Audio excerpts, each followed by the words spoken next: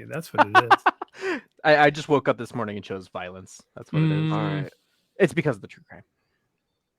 All right. Welcome to the Expansion Chamber, episode 8. I'm your host, and I'm joined today by Larperatorkid, who's learning to do math for the first time, and Pete of TFN 15. Shalom. Today, we're going to get right into it. We are talking about the issues with SIG once again, because it's just a constant repeating topic. It doesn't go away. And I'm going to play a video from the SIG armor. If you are a SIG person, you probably know who he is. If you've ever had work done to your SIGs and want to top tier work, that's the guy. And so this is a video. Hey, hold on. Before you play okay. it, hold on. I want to say one thing. Just so the audience knows, right? Like, I own a SIG. I own a P320s Mark 25, which, by the way, we had a little bump in the night the other night. And, of course, the wife taps me on the shoulder, and I'm like, what? She's like, go. There's something. I don't know. I heard something. And then I heard it, too. I was like, what the hell? And it was just like, I guess, a windy night or whatever. And I cleared my house with a SIG 226 because that's my bedside. So I just want to let everyone know I love that 226. I love anything that they made that's got a hammer. Those are nice guns, man. Those are dope, in my opinion. I mean, they're not like antiquated, sure, but they're dope. So I'm not shitting on those SIGs. Just want to tell everyone that story. And I know LARP owns a SIG or two as well. I have 5, and I'm gonna get 6 probably tomorrow or the next day. The new 10 So mil. Which one, LARP? The 10 mil. I'm gonna get the 10 mil. Right, and but what do you own? Do you own 320s and 365s? So I have a 320, a 22, whatever the heck this thing is. What are you? No, this is a P6. So ancient. That's kind of more of a collectible thing. That's dope. 226 TAC Ops. This was my first handgun ever, Nice. and I still love this thing. It's pretty schwanky. And then I have a 365, and then I have a 365X macro, and then in the next day or so, I'm gonna get a X10 or whatever they call it. Yeah, man, right. that's fire. Like, I mean, not for nothing. I'm just like, so the audience already, like, I feel like, God, this is the repeatable subject for us, like in this podcast, also like on our timelines, just because there's so many great memes coming out right now. It's like an amazing time. They hate SIG, but like, really, like, they deserve it. And, I guess tonight we'll cover that. So but I did want to let everyone know that I'm very pleased with my 226 Navy. It's a fantastic weapon. So that's all. Well, I'm going to play the video and then we'll talk about it. Sure. Good morning. Good morning, folks. It's Robert over at the SIG Armor. I hope everybody's doing well this morning. I must admit, this is a tough morning for me. I'm a little nervous, a little heart is beating a little quick, and I'm a little verklempt, and I'll tell you why. I've been working with SIG Sauer pistols for 13 years now, and they are my main and only course of study. As such, I get to see things that other outfits don't, other people don't. And I get a lot of reports lately, as I'm sure you've seen, about case eruptions. I want to start by apologizing because I used to listen to the other experts in this field, and just they said, oh, it's the ammo, oh, it's the ammo. And so I didn't do anything about it. And honestly, that haunts me a little bit, because late last year, I looked into the problem and found out that it was an easy fix, and that unfortunately, the problem with these out-of-battery case explosions is with the gun. It's not with the ammo, it's not with the shooter, it's not with the circumstances or the situation. The problem is a design problem with the P320 pistol. I'm gonna let that sit for a minute, because it's hard even for me to say. Wow. The good news is that we fixed it. We've come up with a simple change that shortens the disconnecting distance, by over 50%, putting it into the safe area. So long story short, the average P226, 227, 229 is fully disconnected at about 50 to 100 thousandths. This is sufficiently in battery in order to make sure there's no case explosions. However, with the P320 pistol, it's not fully disconnected until 200 thousandths out of battery, and will fire up to about 150 to 170 thousandths out of battery, depending on which gun you test. Don't take my word for it. Grab your own pistol and look for yourself. So take your P320 pistol, make sure it's unloaded, pointed in a safe direction, and just dry fire it with the slide closed. That way you can get an idea of, you know, what it sounds like when it fires, or rather dry fires. Now let's take it just maybe 50 out of battery. Fired again. Let's take it 50 out of battery. Fired. Let's take it 100 out of battery. Fired. Let's take it 100. Fired. This will go all the way to 150. 150 out of battery, relatively. Now there's 200, that's too far, but look, see how far I am out of battery? It still fires. In battery, that's about 150 out. So, long story short, the gun does not disconnect early enough.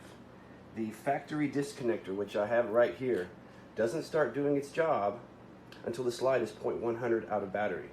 That's unacceptable. The good news is it's kind of it's a simple design oversight and easy to fix.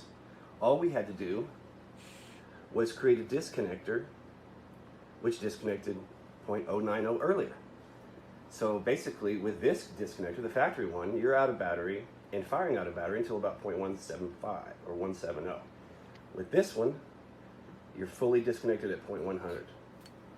We verified that the danger zone is that 100 to 160, 170 area where the gun can fire and have that terrible casing explosion. So long story short, this is the fix. That's how easy it was. That's why I'm sort of ashamed of myself for letting it go this long without solving it. These are in production right now, and we will have them coming out in about a week or so. We will not take pre-orders on something we don't have, but the good news is we've made tons of them. So they will be available next week or so, maybe early the following week. We'll make a bunch of announcements. But our product is guaranteed. Let me read that to you again. Guaranteed to fix the out of battery case explosion, or we'll warranty it for you. Huh. So, you know, there we go. SIG fans everywhere, obviously losing their minds. And obviously he's like one of the biggest SIG fans there is. His entire business is based upon it. You know, the only argument, you know, devil's advocate here, well, perhaps he saw all these things in the news as an opportunity to then say the issues there so he could sell a product. I don't think that's the case. I've been seeing so many different SIGs on my feed of the frames just blowing open and cracking and stuff that I think it's a genuine issue. And, you know, the top SIG armor out there is literally saying, yeah, it's an issue. So, Larp, I saw you pull out your P320. Does it do it? It does it. It does it surprisingly far. Here, I'll make you the... Goodness. How do I do this? There he is. Larp, demonstrate. So much pressure on me right now. That's a good ways out, right? That disconnects it. But that's still enough to let it rip. That's spooky. Right? Yeah. Like it's almost all the way back before the barrel drops. And it's still Oh, I need to cock it again. Herder. And it still goes. Oof. Like, well, dude, maybe you should make sure your gun's in battery before you pull the trigger. Right. So, right. I mean, that's something that, you know, who I'm not going to say his name on Instagram would say. You know who I'm talking about, right? Right. Like Midas, like that dude. There's this one. And I mean, it's not just one dude. There's a lot of dudes like that on the internet that will say he that. is extra. I mean, like I'm going to be fair. I've had very good conversations with that guy. Like he and I have had wonderful, normal back and forths. And I've asked him legitimately, like, how do you explain this issue with SIG? How do you explain that issue with SIG? And he has like technical discussions with me, like very technical nerd stuff. But boy, oh boy, is he upset. He gets very emotional about it. He gets emotional about it. Yeah, well, yeah. I just want to show here, right? Here is a Glock 19 Gen 3. And if I push it out of battery at all, like it's clear, guys. I'm not going to shoot my hand. If I push just a little bit, it's out of battery. Out of battery. No kaboom. I can't pull the trigger as soon as I push any force against the gun. Hang on. Put me back up. Throw me in, coach. Hang on. Still, yep. Yeah. I mean, that's concerning. So let's wait. Why don't we do this, right? for the somebody Walther's who not might doing be somebody who might be tuning in just now, right? Let's go through the list of things that have happened with the 320 since they've come out. Very in brief, right? Like, okay, first So- thing, what happened? What was the first one? First issue of the 320. Actually, there was issues when the 320s were going through the military trials, and then they had to resubmit a new variant because it was having so many issues, and because were at such a low cost and such a low bidder, the military gave them a second chance.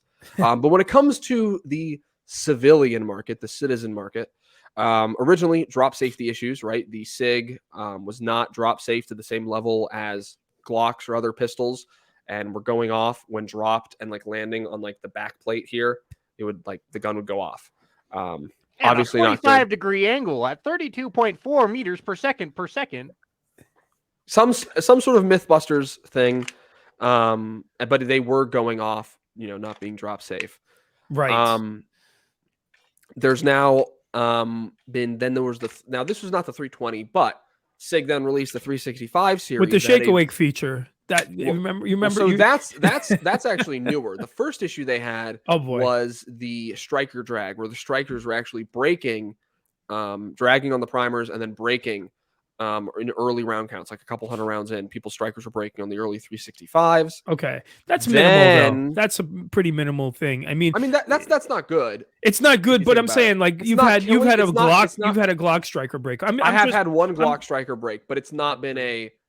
So they do break, right? Things break, right, but right. I was at 5,000 rounds. People are having them break at 50 to 100 rounds. So either way, then of course, later on with the 365, people are having an issue where their pistols would essentially, you'd pull the trigger, you wouldn't get your click, you'd have to shake it, and then the gun would go off, as Pete said, the shake awake feature with the 365s. Now there is a massive lawsuit, I think with like 200 plus plaintiffs, more suing SIG. Because of 320s going off in the holster. There's even video of a cop who had his gun in the holster and was just like walking, and he had stuff in his hands and the gun went off in the holster. And so some people, and I just really want to be fair to the SIG community out there, because like I'm a Glock guy, right? And like I would venture to say that you're a Glock guy and stuff too, because you did a video called "Why I'm a Glock Shill." but like, to be fair, right? Like, what do we know what kind of holster that cop had? Was it like a duty holster that was proper, all that stuff? So, and yeah, and there are all these questions, but there was a competition shooter who was shooting a stage, finished shooting the stage, reholstered, the gun went off in the holster. There was multiple witnesses. There was nothing obscuring the holster. It was like a Blade Tech holster or something like that, like a Kydex holster. And I think the video of the cop, I don't know if the video has been released or simply documentation of what happens, because the video is still being used in a court case. But I believe it was a Safariland. I could be wrong. Right. That's just from what I've heard. And a Safariland holster, that's most duty holsters are going to be legit. Like even like a Blackhawk duty holster, it shouldn't be going off as long as it's not a Serpa. Right. Even a Serpa, it shouldn't be going off in the holster. Right. So there is some issue there. Right. Now, the most recent issue has been out of battery detonations, where SIGs have been blowing up. All over my feed, I've been seeing these SIGs with cracked frames, where the frame is blowing up completely.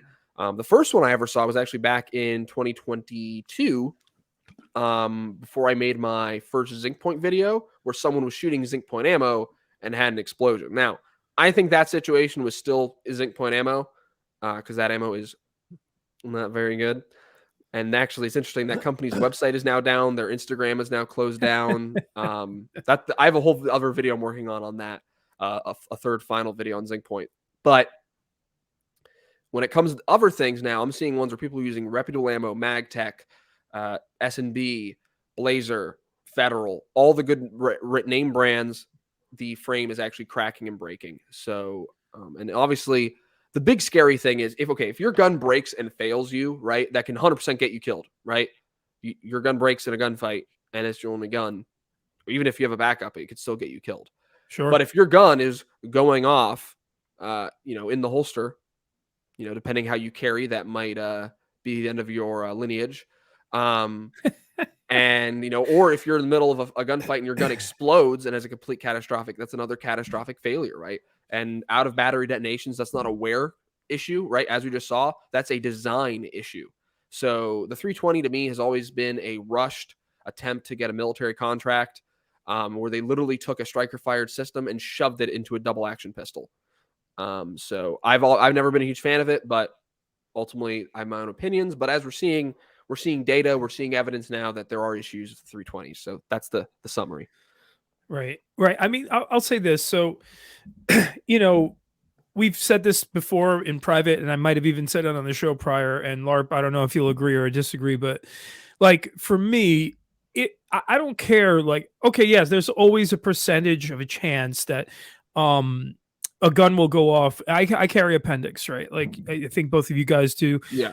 Right. So, it is something to consider when you're pointing a gun at your nads all day long, right? And I love my tier 1 Axis Elite holster. It's my favorite thing. So the point is, to what degree, right? Like when 320s are going off in holsters and they're kabooming if you drop them, and they're now having this new issue, like what's the degree of it increases the chances. Let's just say it's like 1/1,000,000th of a chance that it'll happen with a Glock. Well, what if it's like 1/100,000th of a chance that it'll happen with a SIG? I told Midas that, like, if I literally, if a shot rang off when I was carrying, when I used to own a 320 compact, and I sold it when all this madness was happening, and I was like, if a shot rang off and shot my junk off, right, then you wouldn't hear just one round, you'd hear 2. The next one would be in my head, because what's the point anymore? Like it's like, okay, to hell with it, man. I'm not doing that. And someone will go, well, there's some FUD somewhere will say, oh, well, that's what you get when you carry appendix, man. That ain't, that's what your problem is. Okay, because I want to get shot in the artery on my leg, carrying on my forearm. Even with like this, right? Like this is a strong side holster. I'm wearing like shorts here, but like if you carry like this, right, it's up against your body, it would still go into my ass and probably into my femoral artery, right? Yep. Into your ass. If it's inside the waistband, right, that's even more likely to go still in the femoral artery. So I got into it. And if it was an AR-15, you would explode your entire body. So you got to be. Really, I mean, it's 9mm, so it's gonna blow my lung out. But there was some guy me and Brett got into in the comments of one of his videos. This guy was talking about how appendix is unsafe, and then the way he carries is cross draw, so he carries like this. Oh my god! So it's also, he's like, oh, you're gonna shoot your femoral artery. Meanwhile, his muzzle is pointed at his femoral artery, and if you're sitting down, it's like right there, like.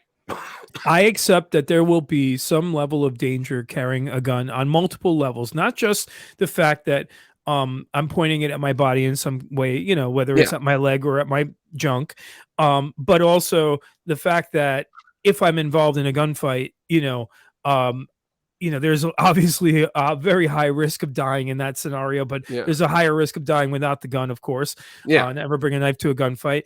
And so I accept that. But when it comes to the reputation and the sterling reputation of a company, the last thing you want to be concerned with, I think, is the gear itself. You want the holster to be 100%. That's why I go with Tier 1 Concealed. I really dig their stuff. Rex, by the way, those are my 2 favorite holster companies.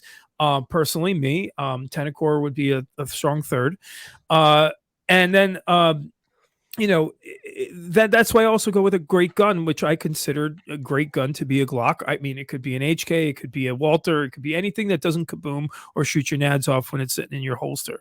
Because at this point, right? Like, also, let's not forget Midas's video where he had multiple QC issues with his macro, which is supposedly the most incredible carry gun in the whole wide world ever. And it's the Glock killer. It's the Glock killer.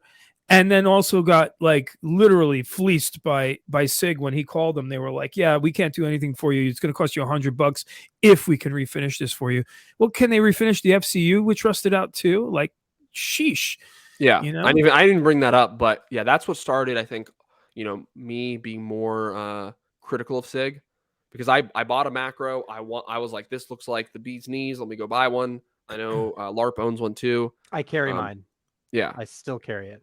Yeah. I mean, for me, I never had any reliability issues. My issues were all like, it just rusted the shit and SIG wouldn't do anything. And I just didn't care to deal with it anymore. So I sold it. And I mean, I normally just carry a Glock 19. Now I've been carrying the Shadow Systems MR920, but that's a very Glock much, 19. very much a Glock 19. So you know, if you want something smaller things, I'm fine carrying, you know, a mid to full size gun. I'm very But- fortunate living in Colorado where it is bone dry. We don't know what rust is here. It just doesn't exist. Yeah. So I have no qualms carrying the macro because Yeah. I ain't And got no ultimately, it rust. could be some guns rust, some guns don't, right? I think, and from what I've been seeing from others, a lot of people saying they've been having issues with SIG's finishes. This is not limited to me. So I just think overall, some people say SIG grew too fast. I think, honestly, it's not that SIG grew too fast. It's that SIG dipped so low to get a military contract, and they've never gone up from that, at least in their handguns. I can't speak on their rifles. I've shot the MCX and stuff like that. I don't own one, so I can't say. I own 2 of them now. I like them, but I don't necessarily think that it's that they grew too fast, or the military contract trying to be the lowest bidder thing. I think it's a combination of both. And if you look at the history of SIG overall, they've always kind of pushed out that R&D onto the end user, which from a business model standpoint, it's smart because it saves them all kinds of money on R&D, but then it would tarnish their reputation. Well, SIG has this reputation of you know, making these guns that explode or shoot out a battery or drop and fire. They're not drop safe, but we're still buying them, right? So Well, and they have a very were loyal fan enabling base, right? Pete and I have interacted with certain individuals on Instagram who are, I would say, insanely dedicated to. We have a their SIG word for those pistols. people. Are we allowed to say that word? Go for it. Siggers. Right. Siggers. Yes. Right. But ultimately, they are, I would say, dedicated beyond logic, right? Like if tomorrow you showed me a ton of evidence that Glocks run safe, I would probably reconsider. But that evidence has yet to exist, right? Other than FUD saying, well, there's no safety on it or whatever. I've never had an issue with a Glock. I gotta ask Larp, man.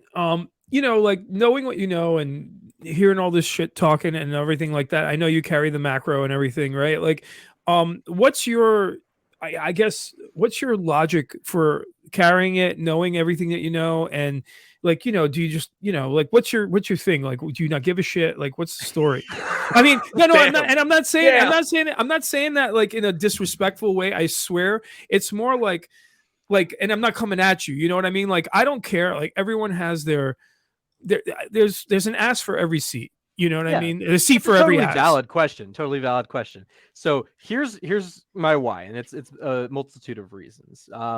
One, partly because I don't care.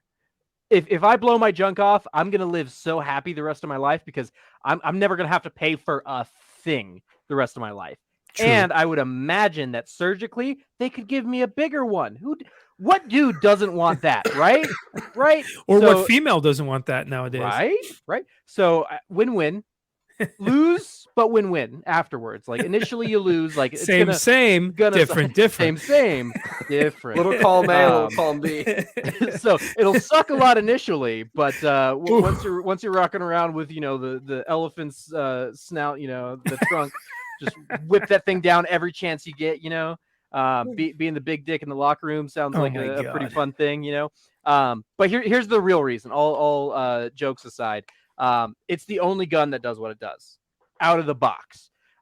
17 rounds in that size, nobody else has that right now, to my knowledge. Nobody else has that. And if there is one, I'm gonna go buy it right now. And it's comped. I like comped guns. They're fun to shoot. They're flatter shooting. There's all kinds of reasons to enjoy a comped gun. But the biggest thing is it feels more like a Glock than it does like a SIG. Like most SIGs have that ridiculously high bore axis, which isn't a problem. It's not the end of the world. Like I can shoot this thing just about as fast as any of my other guns. It just takes a little bit more work and conscious thought to do it. Whereas with my other lower bar axis guns, it's a little bit more brainless. And like some more days intuitive. I need that. Yeah. Some days I need that because I don't have a lot going on up here, so I need the gun to do it for me. No, I'm just kidding. But if Glock were to makes like a macro equivalent, 17 rounds in that size with or without the comp, what I really, really want is that 17 rounds in that size. If anybody else were to make that, I'd buy it right now. But to my knowledge, that doesn't exist yet. So those are my Yeah. two justifications. And I think Glock won't be doing that anytime soon, considering they have the polymer out exterior of their mags, which I think is what's the limiting factor. And they'd have to kind of like go, well, let's do a steel mag, you know, and all that sort of stuff. So it's not going to happen until Gaston Glock dies. Once he dies, and other people get to call the shots over at Glock, for sure. And listen, look, you know what? Glocks are what they are, right? And we've been saying that for years, but the reason I love Glock so much too is because they're not perfect whatsoever when you get it out of the box. Most of them, I mean, like the G45 to me is a perfect gun, but even in that sense, right, I have to do things to my Glocks to make it like a mine. Johnny Glock's trigger. Yeah, like oh my god, I still forgot Johnny Glock so hard, but it's so good. But anyway, the point is, like, I have to do those things. And the good news is with Glock, you have such an extensive aftermarket. It is wild, all the stuff that you can get for Glocks. And then I would say SIGs are probably second in that, maybe Smith's third, maybe. It's, you know, now being a Smith & Wesson owner, I can see that it's a little harder to find Smith & Wesson stuff, the variety at least, you know. But that being said, right, like I appreciate your honesty. Like you just don't give a fuck. Like the gun serves its purpose. It's probably not going to shoot your junk off. I just feel like for me, it just took something out of the it just took something out of the confidence of the gun, right? Like I want to feel like this is my Excalibur, you know what I mean? And like it just wasn't when they were shooting in the holster. That's what did it for me, man. I mean, they could win me back, to be honest with you. They could, if they keep building things like macros, but take care of the inherent issues that we've been hearing about. Yeah, I mean, like I said, I never had a reliability issue with the macros. Just the finish. The finish was the thing that it was the finish, and then how SIG responded to it. That I was like, I don't really want to own this anymore. I don't blame you. And ultimately, it's like for me, I can carry a Glock 19 size gun, and it does. Yeah, it's only 15 rounds. But what's great about this is any Glock I carry, it all takes Glock magazines. So I have tons of Glock magazines all throughout, like my house, my car. If I need on my person, so if I need to reload, it's there. And you know, at the end of the day, would 17 rounds be nice? Infinite rounds would be ideal. But since we're not there yet, obviously as much capacity as possible is awesome. I'm just, you know, to me, the macro shoots basically as it is lighter, it is thinner, it is smaller than a Glock 19, but yet it shoots as nice as a Glock 19. But also, I think 19 shoots soft compared to a lot of these sort of sub-ish guns. Like I call that a sub-ish gun, the macro. Even then, I've noticed other companies' guns that are 19 sized don't shoot as nice as the Glock 19. Like the Glocks, everyone thinks they're such simple, like block, basic, brain dead guns, but in reality, there's a lot of engineering that goes into them to be so simple. Gaston Glock was a time traveling space wizard. He had to be. Well, so what's interesting is like you have companies like Shadow Systems now, and I'm working on a video on this guy, making pistols that are Glocks but better. Right. That's the idea, right? It's like pre-upgraded Glocks when you buy them. Yeah. So you're getting an actual grip except texture. The trigger. I gotta be real. Like I've held the trigger. Trigger's fine. The trigger is nicer than a stock Glock trigger. It is. Right? Granted. Is it a Johnny Glock trigger? But LARP, is it a Johnny Glock's trigger? No, not even close. But right. So I'm a stock Glock shooter, right? Like I shoot stock Glock triggers. I shoot Johnny Glock triggers. I shoot all kinds of stuff. Yeah. Do I shoot one like notably better than the other? A little bit. Nothing to write home about, but right. I love my stock Glock triggers. I love my Johnny Glock triggers. I love my Apex triggers. I love all of it. As long as it's not the trigger that's in my B&T TP9. That thing is the worst trigger ever. But circling back a little bit, the bright side to this whole SIG issue is that SIG historically has always fixed their shit eventually. It takes them years or decades or whatever. Right. The thing is that you're being punished by being an early adopter.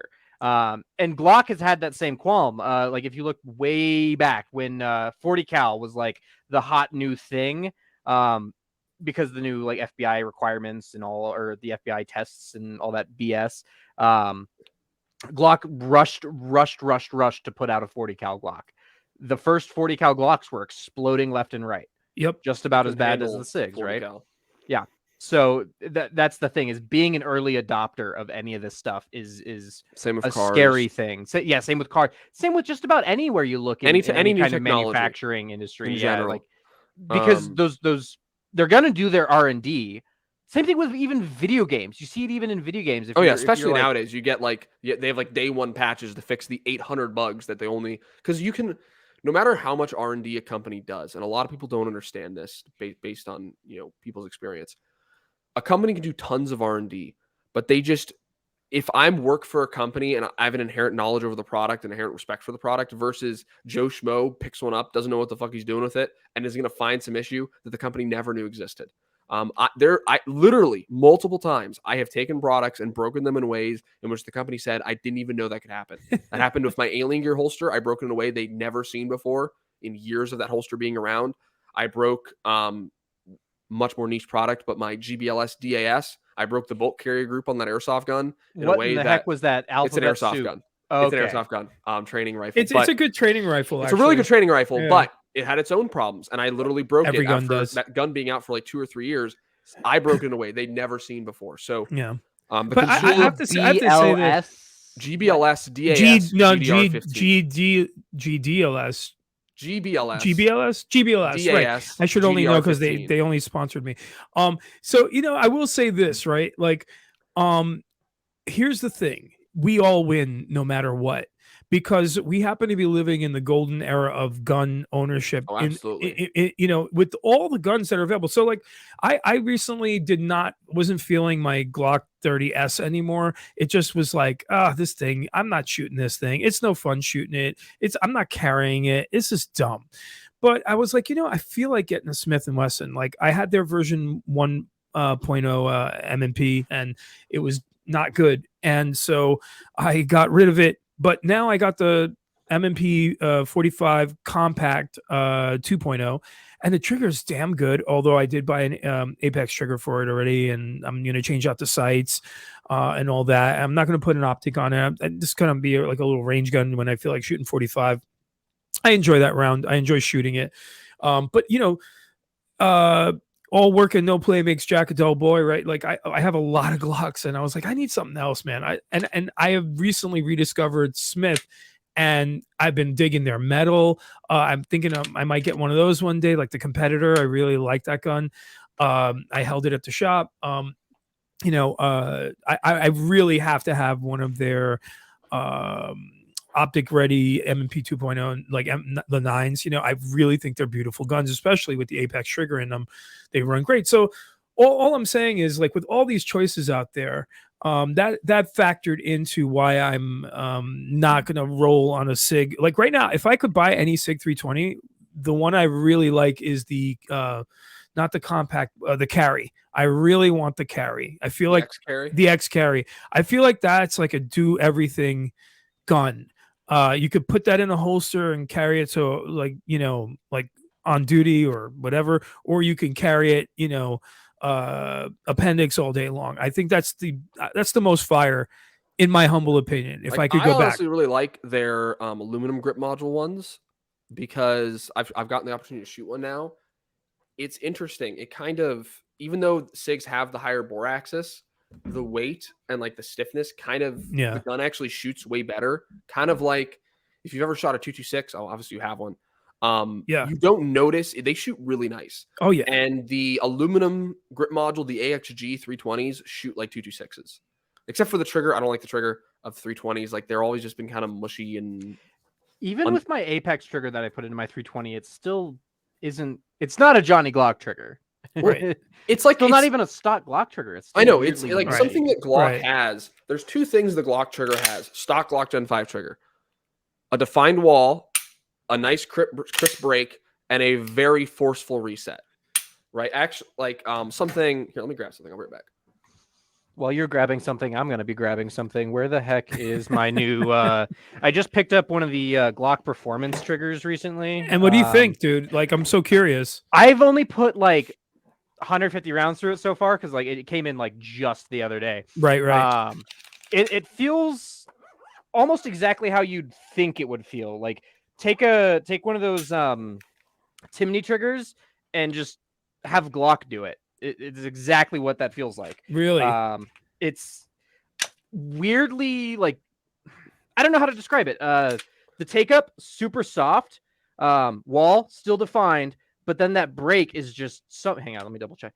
The break is just something totally different. It's weird. What's the reset like? Is it forceful or is it?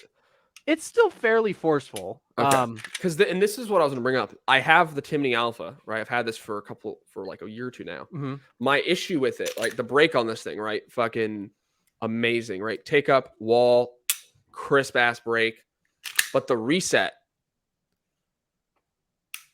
is like just shit. And sometimes what'll happen is the trigger, like you can just see it right now, the trigger is stuck. Oh, the bar. Yeah, the safety bar. So the trigger is stuck. The trigger itself, or the safety trigger, bar on there. The trigger itself, like gets stuck. Because I've had that with an Apex it's trigger. Depressed. Yeah, I had that with an Apex trigger for my Glock 43. It doesn't go back forward all the way. Yeah, I had to send that back. Yeah, it's an issue. That's an issue with the Timneys. Johnny Glocks literally sells a part to fix that. So don't have that issue with the Glock Performance trigger. The trigger shoe itself, I don't know a good angle to put it down in there, but it's wide. It is very wide. Which is cool. But here's the one key difference from a stock Glock trigger. On a stock Glock trigger, you can kind of feel a little bit of tension as you're coming into the wall, and it gets a little bit more once you get up to the wall, and then it's a nice break. This thing, there is zero like pushing back on you as you get up to the wall. Because it's pre-cocked. It pre-cocks the striker. It's like the Timney. Super linear. Right. That's the pro and the con to the Glock. Right. So pre-cocked striker of the Timney. You're cocking the striker the rest of the way with the Glock. That's why the Glock, technically, if you're looking at a lot of like firearms training manuals and stuff, and like law enforcement stuff, it says the Glock is a double action pistol. Right? Glock is technically technicality. It is safe action, but it is a double action because as you pull the trigger, you're cocking the striker the rest of the way, and then you release the striker. Right? Versus the Timney, this is a true single action pistol because I just go up to the wall and release the striker, which is what makes the Timney, what makes the Glock Performance trigger so nice, is it is a single action striker fired pistol. But one of the main reasons I trust Glock so much, especially, pointed at my my precious cargo, is it's not fully cocked, and it's been tested, it's been shown. If the Glock striker at this point gets released on its own, it will not set off duty ammo. Like a proper duty strike primer, it will not set it off. I did not know this. I don't know. But this is why I always tune into the podcast, because I learn something every single time. The more you know. That's awesome. See, that makes me so back to the original point. Like we must have just named like 100 different parts for like 5-6 different companies, right? Like, and all this stuff we started jerking each other off about Johnny Glocks versus this versus that. So this is great. We all have the choices that are out there, and we should all be relishing in that instead of dividing ourselves into like camps, right? Like, I respect Larp. He's smart. He's a smart dude. He's talented with the gun. He knows what he's up to. Like the guy like makes his decision to point the macro at his dick. That's fine. Like I'm okay with it. I personally like, I guess I'll reveal this. I'm in the process of trying to open a gun shop here in the state of New York, and I'm very close. What's been holding me up is nothing to do with New York or anything. It's been the landlords on Long Island here. So I thought to myself recently, I said, man, am I going to be able to look someone in the eye and sell them a 320 when I wouldn't carry it? That's a problem for me. Like, I mean, I have like a morality issue with that, right? Like, and because I wouldn't carry it myself. And if they go, hey, would you carry it? So I decided that yes, I would sell them, because it's not decided yet, right? Like, this is all not decided yet. And also people want to make their own choices, like Larp over here. And I said to myself, like, okay, if they asked me, what would you recommend it? I would say, personally, I don't prefer them, so I don't carry them. I carry Glock or I carry Smith, but I wouldn't carry this, right? And, I don't want to get into that. Like, I don't know enough about guns technically. Like, I'll have a gunsmith who works for me, who knows, like, whatever the SIG armor was saying, right? Like, who can explain that to a customer, if they say, hey, will it kaboom on me, and then I'll go, well, yeah, there have been reports of it kabooming, but like a million people carry SIGs and they don't have these issues. So what can I tell you? It's, every gun's a danger risk. So it's up to you. I would be honest. I'm not going to like shellac someone or gloss over it, especially new shooters. Imagine that, So since Brett's not here, I do want to say his famous line, somewhat of, I'm going to take a fat dump on SIG. No. I thought that was it. When it comes to any handgun, right? Glocks, SIGs, Chasing whatever. the dragon. Yeah. No, you have to think how many people are actually shooting them, right? This is something that's brought up every time we talk about this, right? It's true. There's millions of there's literally millions of 320s out there. How many have ever gone past 50 rounds, 100 rounds, 200 rounds, 300 rounds? How many have even had rounds through them after leaving the gun store, right? After maybe going to the range for the first time after the store, like a lot of stores have ranges. What happened after that? Was it ever shot? Did it just sit in a table unloaded or a safe unloaded for 5 years? And it's like, I've never had a single issue of my 320. Well, why would you? You never used it, right? It's like saying, well, someone give me a really shitty car. A Yugo. Yes. My cheap crap Nissan, whatever. Those things last now forever. a bunch of Nissan people are going to be livid at you right now. I'm not going to go into the whole car thing, but there's plenty of bad car brands out there. My Mitsubishi has never had a single issue. Now right? Now the Mitsubishi people hate you. I don't care. The Or love you. Mitsubishi people, they can go away. Now they hate you. But right, so someone can say my Mitsubishi has never had a single issue, but how often do you drive it? Oh, well, it just sits in my garage. I actually drive my Toyota every day, right? The point is, I've talked to people like, oh no, I own 320s. There's no issues. I'm like, okay, what are you carrying? Oh, I'm carrying my Glock right now. Yeah. Yeah. Right. Or I even know people at local gun ranges and stuff. Like, most gun ranges and stores, a lot of the employees tend to carry. And one of my local stores is a SIG sponsored store. They have SIG events. I met Lena Mikulik there for the SIG Rose thing, right? So they have a connection to SIG, and a lot of the employees carry SIG. They get discounts on SIGs, all this stuff. But a lot of them who carry them don't shoot them, right? Now, some of them do. I'm sure that they're shooters and they actually shoot the guns, but I know a lot of people who carry SIGs and they don't tend to shoot a whole lot. Like I'm very much generalizing based on anecdotal evidence, but something I've noticed is the people I know that are the least shooters tend to be SIG owners. Anecdotal, 100%. This is not empirical data, but no, you said it, so it must be a fact because you're on the internet. Something I've noticed is the people who tend to shoot the most carry, like I've noticed staccato owners shoot a lot. All the staccato owners I know. Right there you go. Glock owners, it's very popular, but I know a lot of Glock owners that actually shoot their Glocks. But it tends to be a lot of people own SIGs and they don't actually shoot them because, especially recently, past like 4 years or so, military contract gun. I want it because it's a military contract gun, or you should buy this because. And I've seen this pitch made to people. Well, this is the gun the U.S. military selected, and I hate it. I hate that pitch because it's so disingenuous. Yeah, because it's like, do you want to get like the underwear the U.S. military selected? Like there's so many things the U.S. military have selected that is not good.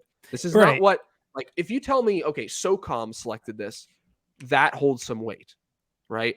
But general U.S. military for everyone to use, right? Lowest bidder. It goes to the lowest bidder, and it, so it's kind of scary because, they're out there, running a pistol that could kaboom in their holster now. Actually, they have the thumb safeties. They have or while they have the thumb safety, so it's maybe a little less likely. But the point is, right? They're out there with something that's less than, and they could have had a Glock 19 Gen 3, which you can get for much cheaper, and they would have been sold to, I'm sure, the U.S. Army for way cheaper. I know they wanted modularity and all that shit, so whatever. I still think Glock could have done better with that. They should have just taken the whole modularity thing they stole from Steiner as well. Okay, Steiner, right. Not Steiner, Stoger. Stoger? Not Stoger. Steyr. Steyr. There we go. The company that makes the. I knew what you were saying, but then you're like, I let you go through that. Yeah, you let me have my mini stroke. Stoger. No. Bueller. Yeah, no. So you're for those who are uninitiated, it wasn't even a new thing for them. If you're uninitiated, man, when it says mil spec on there, that's like a concern.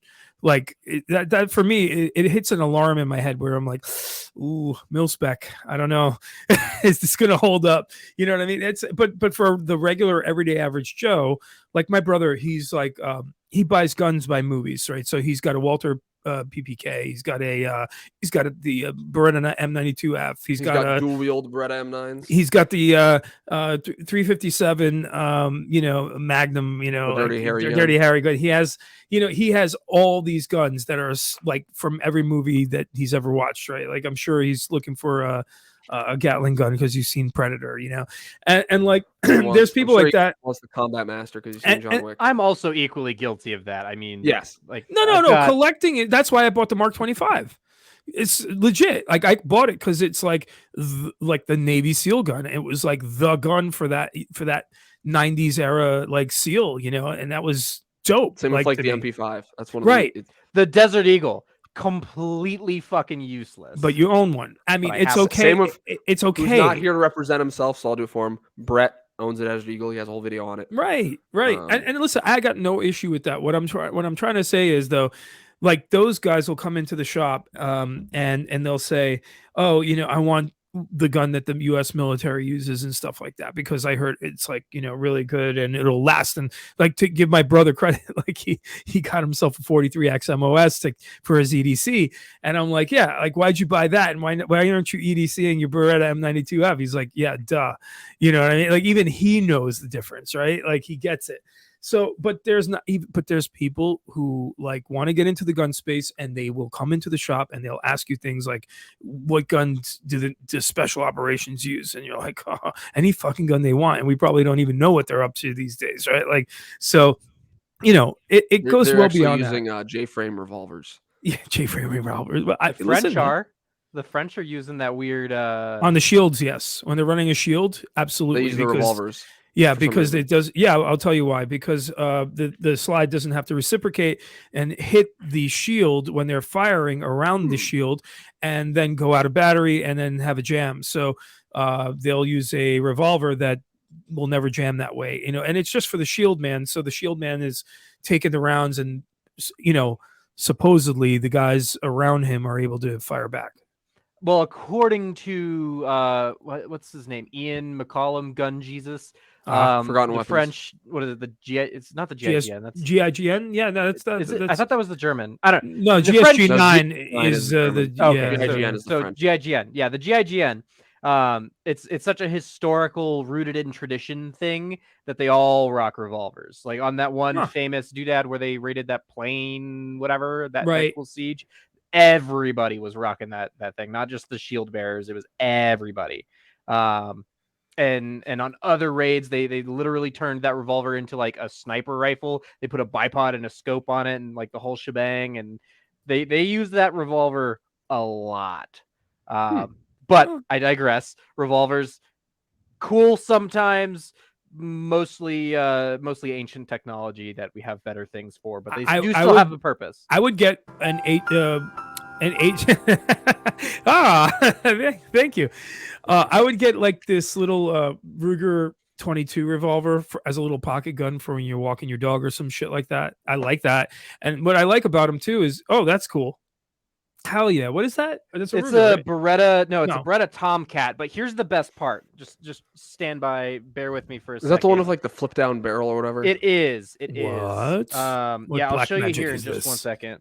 So for some people, the spring on this thing might be a little too hard to overcome because it's a direct blowback kind of thing.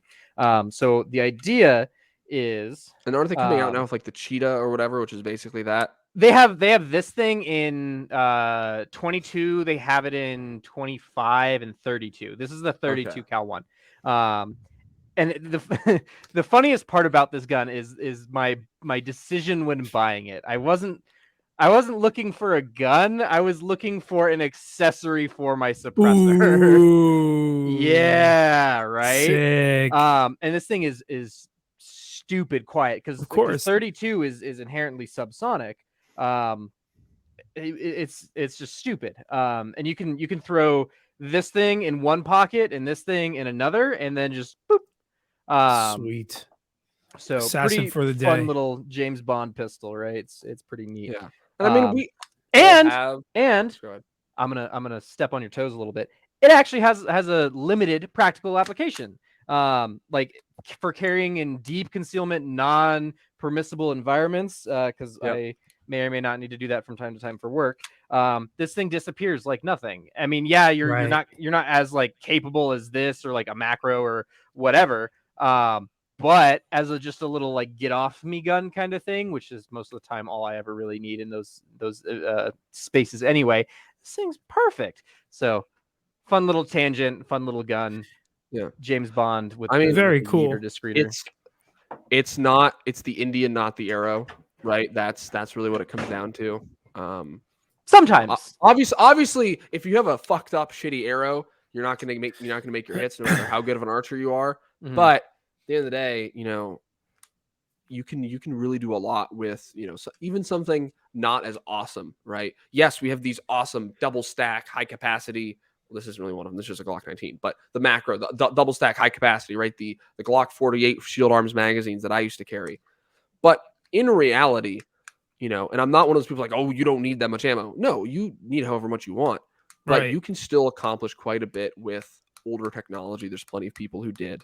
So this idea that, oh, I need this, that, and the third. No, you don't, right? If I was in a situation where I was given a Glock 43, which I absolutely hate, and it was like, this is all you've got, I could still do things with it. I just hate the Glock 43 because it's too I have a small, in my Glock opinion. 43 in my bathroom, bro. That's my shower gun. My Glock 19 is my shower gun, but Understandable. mainly because I wanted to be able to take all the other magazines I've got throughout the house. But the Mission dictates gear, right? yes, mission Always. dictates gear, but ultimately, for the mission of self-defense, most of the time there's a lot of gear you could use that could still get the mission done.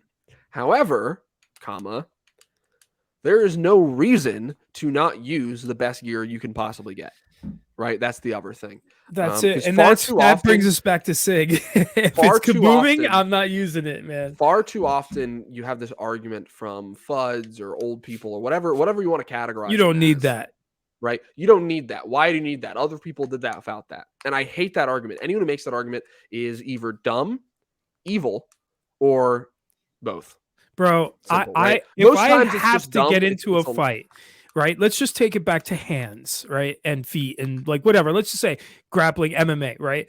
And if I had to get into a fight, I want the other person to be blind on one leg with like absolutely no sense of or skill whatsoever, gets winded picking up a tissue. You know what I mean? Like I want them on, I want to be at every advantage possible. I want it to be easy. I don't want it to be a Yes. challenge. I want it to be like a Yes. one-shot win every freaking time. And I don't understand, like, what do people think that there's honor in it? Like, I want my shooter to be as dumb as the idiot shooter that went in that Nashville shooter. I want that person to be that stupid, that I want him incapable. more stupid. Yeah, to be even honest. more. Yeah, right. Way more stupid than her. But and preferably very large, an easy target. Well, yeah, with some Antifa, of that's that easy. that horizontally challenged folks. But the people like, oh, you don't need an optic. I don't need an optic. In fact, in reality, you could argue you don't need a gun, right?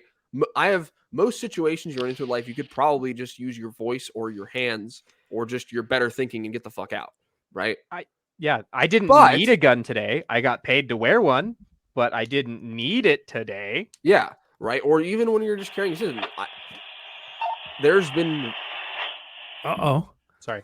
very few situations where I've needed a gun, right, in my life. But that situation then arose. But there was days Right. where I didn't need it, right? I Where needed a gun once. Yeah. For legitimate, like Yeah. like a life-threatening situation, and I defended my home with my gun, and I knew I had the advantage in that situation, no question.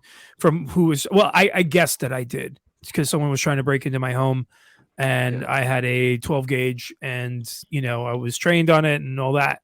So I rolled. That was the only at the time. That was the only gun that I owned. Yeah. So I And rolled. you could still do quite a lot with shotguns. I mean, I'm not a big Hell shotgun yeah. guy, I'm a But- huge shotgun guy. Oh, but shotguns can still do a heck of a lot, and they can do Sure. a whole. If you know how to use them, you can do a whole lot of damage with them. Absolutely. And But- and for me, it was just racking it that actually stopped the Just like Joe break-in. Biden said. Yeah, I fired 2 No. warning shots in my apartment building. No, I did not. Actually, I'll tell you very quickly. Like, some dude was trying to break into my house and my apartment. I lived in Brooklyn. We lived kind of near a crappy area, in a good area, but near a crappy area. Someone was trying to break in. My wife's like, "Hey, I think someone's breaking in." So I did like the tactical roll out of bed and like got my shotgun and like, I rolled the house. Like, I was like, all right, bathroom's clear, second bedroom's clear, living room's clear. And then I turn and I could see a crack under the door. I see 2 feet under the door. I was like, and I hear like the jiggling of my doorknob, you know what I mean? And I'm like, oh shit, someone is trying to break in. I like post up on a corner and I'm pointed at the door and I'm like, all right, so now what do I do? Right? Like, this is the first time I ever dealt with that. And I was like, oh, I can't shoot him through the door. But I want him to leave. I was like, oh, wait. I know what language to speak. Let me speak shotgun. And like, I just take it and I rack around out of it. And I'm like, hey, get the fuck out of here. And dude took off, ran out of the front of my apartment building. I heard him leaving. And that was that. Right. So when some fucking Muppet says that guns don't save lives, they take lives, they could all go fuck off, because I've had to use I consider that a defensive Oh situation. yeah, most defensive gun uses do not involve the firing of the firearm, right? Majority of defensive gun uses you don't hear about because the person is like, "Oh, I'm gonna mug you." Oh, okay, never mind. I'm fucking running, right? That's normally what happens. Home invade, a lot of these things, they see the gun, they get the fuck out, right? Because they're cowards and they're obviously in it for the money. And so they're not willing to risk their lives, and they'll probably leave. That's not a guarantee. That doesn't mean you should then stand down as soon as you pull the gun out, right? Do what you got to do. But just statistically, the presence of the gun is enough, right? And, I've made this argument before. I'm like, in reality, you could carry a toy gun around and it probably 99% of the time, if you had to pull it out, would work, because most times you don't have to use it. And of course, this goes to the whole argument of, ultimately, you have a lot of hypocrisy when it comes to people who carry firearms, because they're like, oh, well, I carry this 5-shot 22 because, it's all it's all I need. And I'm like, how do you know? Right? There's this idea that people they formulate this perfect gunfight in their head, or the situation where they know when they're going to need their gun or how they're going to need their gun. And I'm like, no, you don't. No one has a crystal ball. And so many people who carry something not because it is what they think will do the job best, but because it's comfortable or convenient. And I'm not against comfortable or convenient carry, but you have to admit that and be real with yourself. So when you have these people out there who are like, oh, you don't need the red dye. You don't need. Yeah, I don't need. But why on God's green earth would I ever not have every advantage humanly possible when it comes to literally anything? Forget firearms, like anything, literally anything. Driving, taking a shit. I don't care. Why would you not want every possible advantage in everything you do in life if you can have it? The mentality of you don't need that is so stupid. It's so bass-ackwards. I fucking hate people that think like that. The other funny bit is like, who the fuck are you to tell me what I do and don't need? Yeah. Right. You don't know me. You don't know my story. It's a fact. Well, that's the thing. They're not the ones. And even when it comes to situations, let's say law enforcement, military security, where you have a higher up or someone who's like dictating what people can use. And there's a logic behind it of like, okay, you guys can't use SIGs. No SIGs, right? Okay, get that. No, jokes aside, it makes sense to be like, okay, we want a reliable duty gun. We want a good quality, retention holster, right? I'm gonna go grab my work belt, and none of you know where I work, so hopefully that doesn't get doxxed, because if they find out that I showed this on the, I'm gonna get fired. But oh well. Okay, but my God. Point is, you have setups like that. I've seen plenty of cops who've been forced to run setups like that. And it's like, you're not the one running it. I don't care. And they're like, oh, I ran that for 30 years. You don't need anything else. I don't care. I'm not you. Right. It's my comfort level, because I saw this, it's something that we all know in our community, in like-minded folks like us. But I saw like on Sean Ryan, he had that Delta guy that cleared that building that hotel all by himself and everything. He kind of did like an Obi-Wan Nairobi. And he, they asked him what he EDCs. And the first thing he says, like, well, if you're going to be a person who chooses to take on this responsibility of carrying a weapon and what that means, and I've seen a few guys like Lovell talks about it, and all that in those contexts and that terms, like, yeah, right, this is a responsibility and this is a personal decision. It's very intimate. It's a very personal, intimate decision. It's not for the world to know, especially if you're concealed carrying, right? Like, so it's my own personal decision. It's a very intimate decision. And when it comes to that decision, like LARP's, like I wasn't harping on LARP over here when he was like, yeah, like I carry a SIG. I pointed at my dick. I don't care if it blows my dick off. It is what it is. I'll get a bigger one. I'll get a bigger one and sue SIG and live the rest of my life in glory. And like, like, that's great. All right, fine. That's you, dude. Good luck. And like with me, and I'm not taking a shot at you. Seriously, I'm not. I'm like, cool. Like you have done your own personal risk assessment the way I did mine. And I was like, I'm too much of a pussy to want to shoot my own dick off. So I'm going to run my Glock because whatever. I'm like, I'm a bitch. I'm very nervous about it. I want to make sure that my, and besides which, honestly, I just shoot my Glocks better. I do. I shoot them very, very well. And it's, it's my comfort level. And this is my Excalibur. This is the sword that I'm going to use to slay the dragon with. So who the fuck are you to tell me? Right. And who am I to sit here and tell LARP in all seriousness, like, like that the macro is going to rust on him and it's going to shoot his dick off. Okay. Maybe it's true, but he carries it and he does it proficiently. So, so there. That's really all very valid points. I want to do this really quick, and we're going to start with Midas. Midas, why do you carry a gun? Do you carry a gun on a daily basis or on a very why? Like, what are your reasons behind doing it? Because I can't shoot people with my fingers. Fair enough. No, so in all seriousness, the reason I first ever carried a gun and wanted to was because just realizing what reality is. And, the world is a much more dangerous place than most people realize. And also we're very squishy little bags of meat. We're very easy to kill. And, I don't care how trained you are with your empty hands. I don't care if you are a BJJ master, you versus someone with any deadly weapon at all. I want every advantage possible, right? And a gun is a pretty damn good advantage when it comes to someone trying to hurt me, my family, whatever. And the other thing is, with all these other situations, right? Let's say like a mass shooting.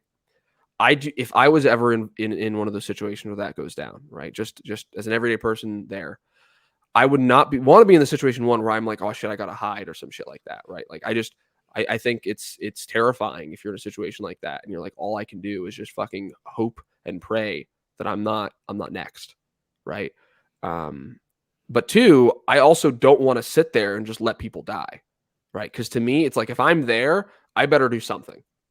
Right. And I'm not saying everyone has that responsibility, but to me, and this is not because I have some insane ego, right? But who I am as a person, it's like I could not just sit there and just let it happen. Right. But also I'm not an idiot. And if I just fucking charge the dude, I'll probably just get fucking gunned down. Right. But if instead I shoot him in the head with this, it'll probably work out a whole lot better.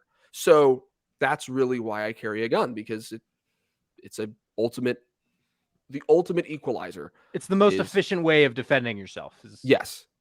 100%. When a life and death like force continuum, right? Like when a life and death situation presents itself, when it's legit, that is the most efficient way to carry a gun. Yes. Well, I mean, to deal with the threat is to carry a gun. Yeah. No doubt. I don't think there's any arguing that.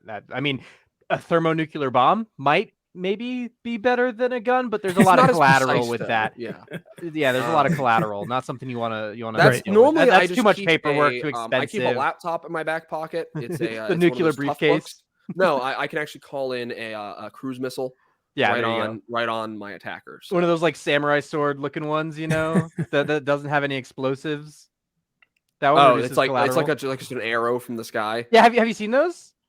Where it literally just uses the force like going down on people. No. That's like Project Thor, where it's coming from like a No, satellite. I don't and mean it's like the just like giant, the giant rods from space, but I mean No. like you mean the cruise missiles that are literally a blunt object or a Well, sharp. no, whatever. not a blunt object, but they literally have like this. There's stabilizing fins that pop out that are literally just blades. That's a thing. Google it. Anyway, while you Google that, Pete, why do you carry a gun? Yeah. Okay. So I just want to preface what I'm about to say. I can carry on a limited basis because of the state that I live in. Okay. But, and, you know, I like I told you guys, I'm opening up a gun shop. I work part-time with my partner in his gun shop. We're going to open up a secondary.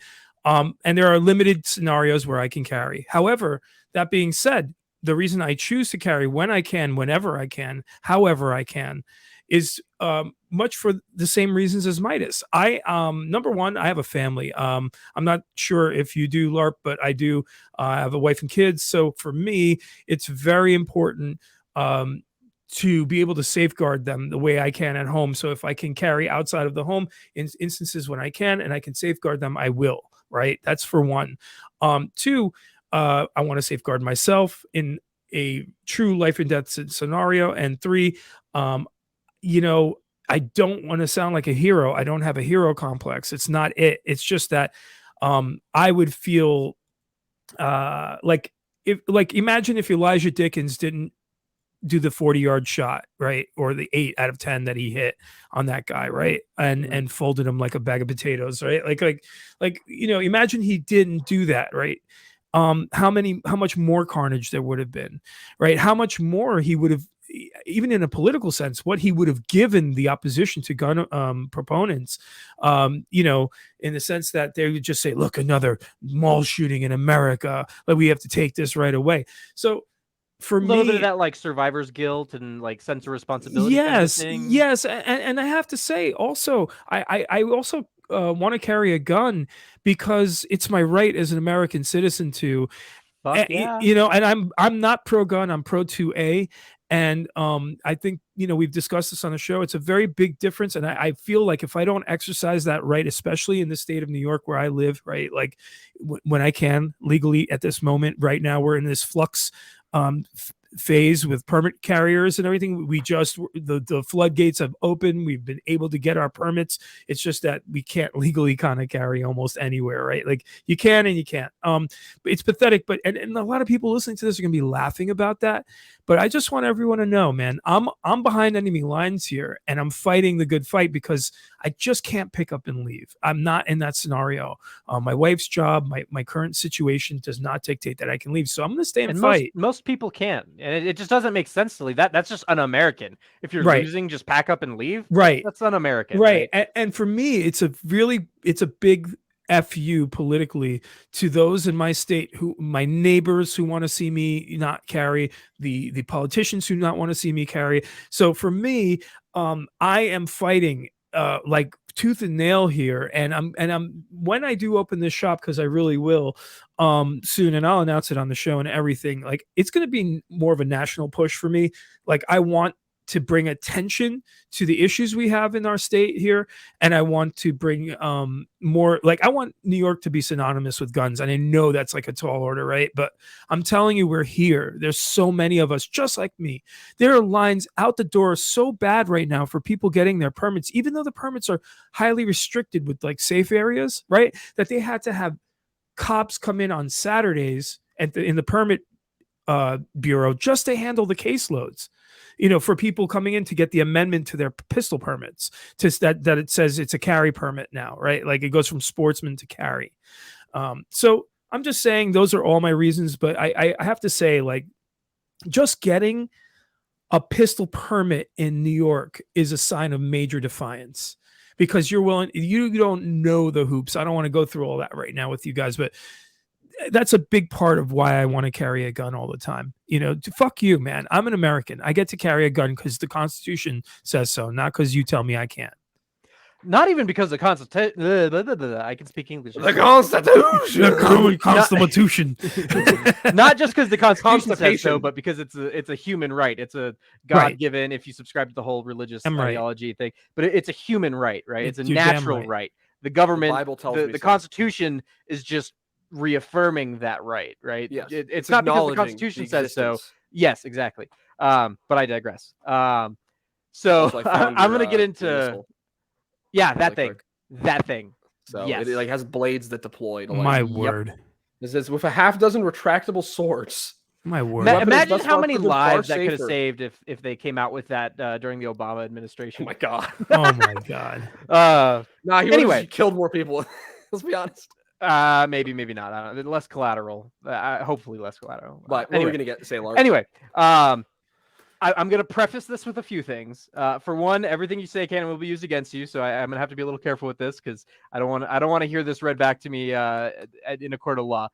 Nothing illegal, of course, but we'll get into it. And there was another thing, and I totally forgot it. I'm a totally different person now than when I was like freshly 18, right? Like, I think most of us have done a lot of growing up from 18 so on, you know. Yeah. And I'm a young guy. Like I'm still freshly 21. I'll be 22 here very soon, but young guy, right? Initially when I was 18, well, when I was 17, I was like, oh, I can't wait. I always wanted to carry a gun because I thought it was cool. That was the first reason I wanted to carry guns, because I thought it was cool, right? And that's maybe not the best reason, but it's a reason. That was my first experience with guns. Was like I thought they were cool. I had them. I shot them for a while. Saw them in pop culture. I always thought they were cool, right? That's first and foremost. I thought they were cool. Which second, I thought they were the most righteous thing, because you always see in pop culture and media. Like the good guy with the gun or the bad guy with the gun, the gun is a tool to make very righteous, powerful decisions. And I thought 18-year-old me was going to be ready and responsible enough for that. I was, turned out, thankfully. But I wish 21-year-old me could go back in time and talk to 18-year-old me and give him lots of pointers and lessons and life lessons. Don't we all?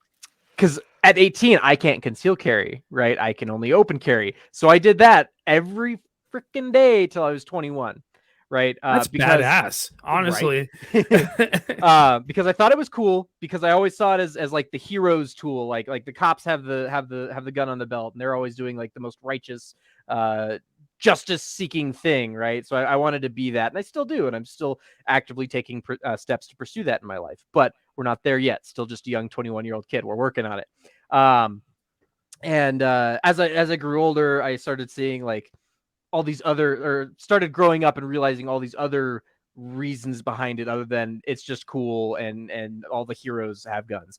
A good friend of mine, I won't name him, but a really good friend of mine, said one thing to me, and he's another gun guy and everything. But he told me this story. Didn't happen to him, but like happened to a family cousin's friend twice removed, something or other.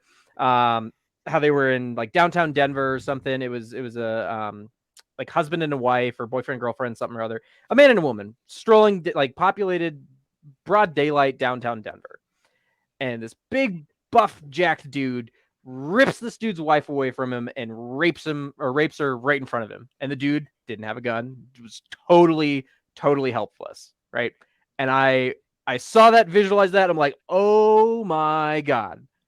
If anything like that were to ever happen to me, I'd be messed up for the rest of my life. Just like you were saying with the Elijah Dickens thing, like that survivor's guilt and stuff. Yeah. Being powerless is probably the shittiest feeling you can ever feel in your entire life. Right. Oh man. Especially as a dude, right? Like we're seeing, well, maybe nowadays with gender roles and whatnot, it's a different story, but traditionally dudes are seen as like the protector, the provider, all that stuff.